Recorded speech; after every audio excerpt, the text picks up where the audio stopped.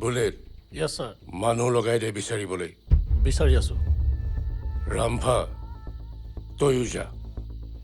এই inspector sir শুই থকা পুলিচবিলাকক জাগি থাকিবলৈ দিয়ক মানুহে কয় মই হেনো কলা আৰু সেইকাৰণে মই এন্ধাৰৰ ৰজা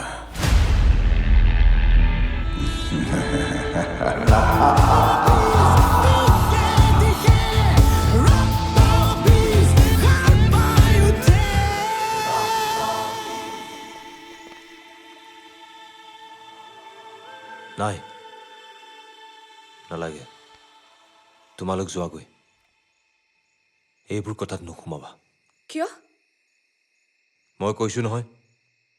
যোৱাগৈ বলিয়াকাই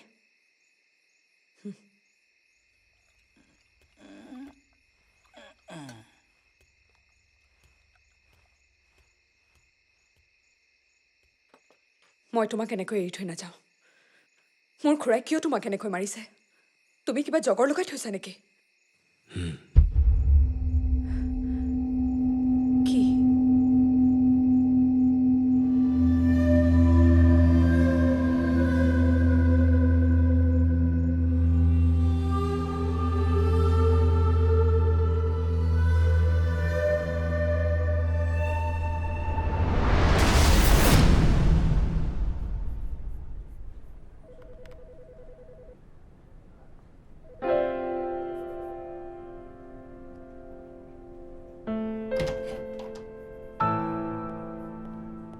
ছাৰ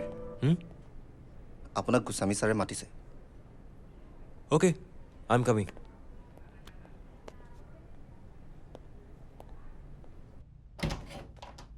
ছাৰ ৰবি আহা বহা হয় থেংক ইউ এওঁ নিশা আমাৰ অফিচত স্পেচিয়েল কাভাৰ আপ ৰিপৰ্টাৰ হিচাপে জইন কৰিছে ৰবি কি হ'ল তোমাক বৰ চিন্তা কৰি থকা যেন লাগিছে নাই ছাৰ নাই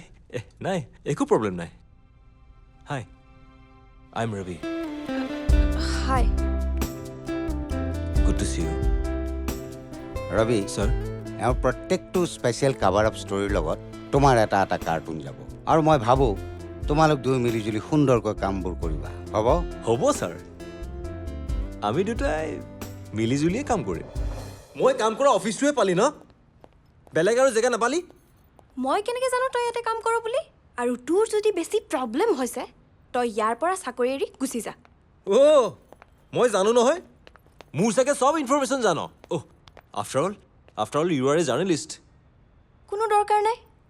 মোৰ পিছতনো কোনে পৰিছে বুজিছোঁ মোক লগ পাই চাগে ৰাইজৰ গা সাতখন আঠখন কৰিছে পিছে ৰাইজে কথা এটা জনা ভাল এইখন কামৰ ঠাই চ' প্লিজ অলপ চাই চিতি